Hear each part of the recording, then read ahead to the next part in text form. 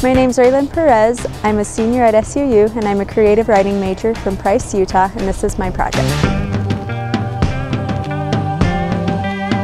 My project was, I went on an alternative spring breaks with the Community Engagement Center to Tacoma, Washington with my husband. And what we did is, it was through Habitat for Humanity, and we went to Tacoma and we helped build houses. There was a big project of about 13 different houses, and every day we would go and we'd work on a house. And we just helped those who were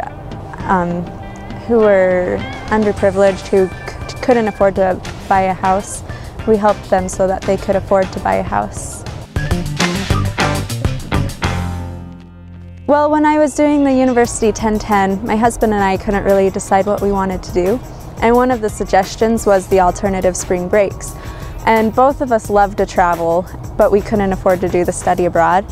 And it was really affordable, and it was not only traveling, but it was helping people. And I love to help people. I love doing service. It was just kind of a win-win. And so Washington was a place that we'd never been to, and we really, really wanted to. And so that's how we picked it.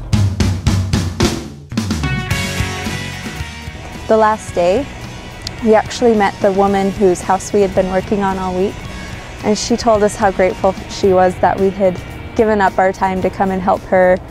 And it was just a really awesome experience. It was just really neat to hear her gratitude.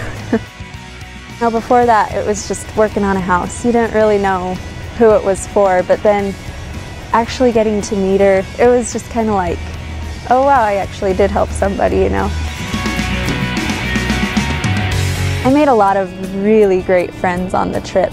So I've built a lot of friendships through it. And then I learned a lot about building houses from it, like tiling and grouting and like weathering and all this stuff that I didn't know before. And I know it'll come in handy in the future.